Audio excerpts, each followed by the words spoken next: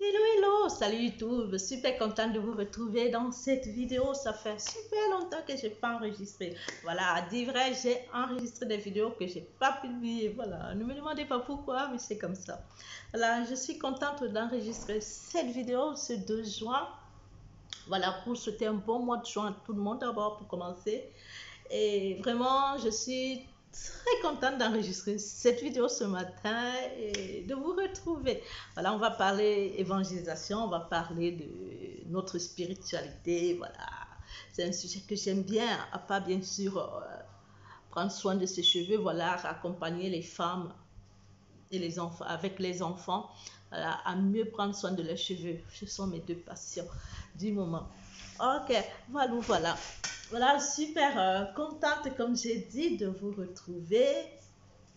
Et vraiment, j'espère que toutes nous sommes devenues, hein, pas seulement les femmes de mon groupe Femmes Lève-toi, mais également toutes les femmes qui m'écoutent, toutes les femmes que j'aime, voilà, toutes les femmes qui le désirent, voilà, des femmes de prière, d'être des femmes vraiment qui se lèvent en prière, car c'est la femme qui bâtit la maison.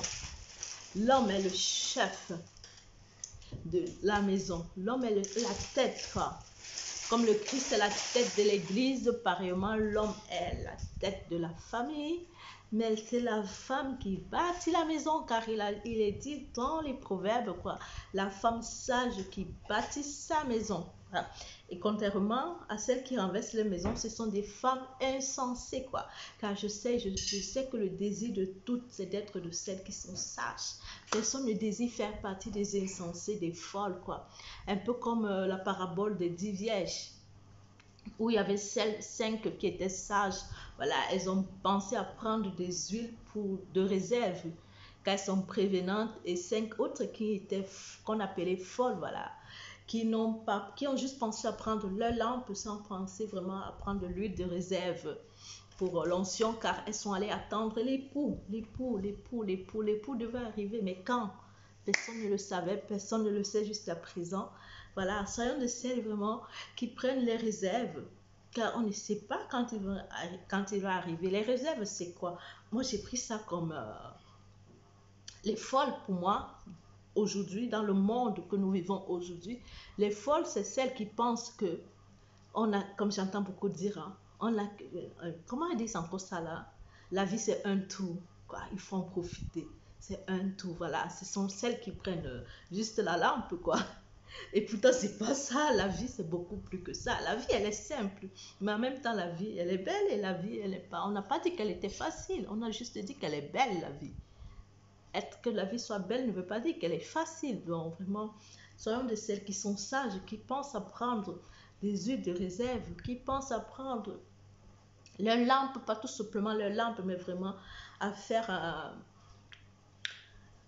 vraiment une chia, comme on dit en italien, voilà, de se faire une réserve d'huile pour qui va garder, pour être sûr que la lampe sera allumée longtemps, longtemps, longtemps. Voilà, c'est ce que je voulais partager avec vous vraiment. Sommes des femmes de prière. Prenons notre place de femmes. Prenons vraiment, laissons-nous vraiment envahir par ça. Construisons nos maisons.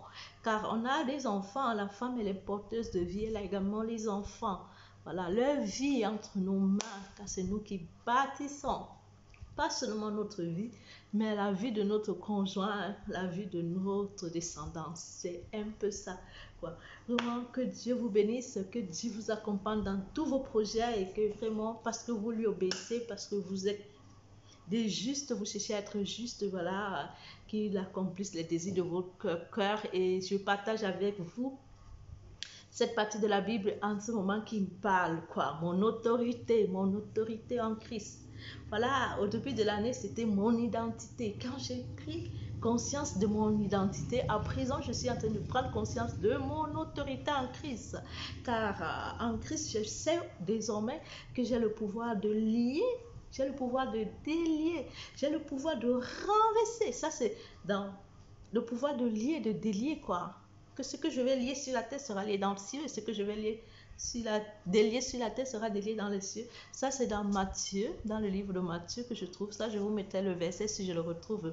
Également dans Jérémie, où Je sais également que j'ai le pouvoir de renverser, de détruire, de déraciner tout ce qui n'est pas de Dieu et de surcroît, de reconstruire, de planter. Vraiment, prenons autorité. Nous avons cette autorité en Christ.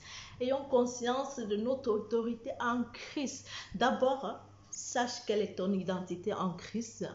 Par la suite, tu vas prendre conscience également de ton autorité.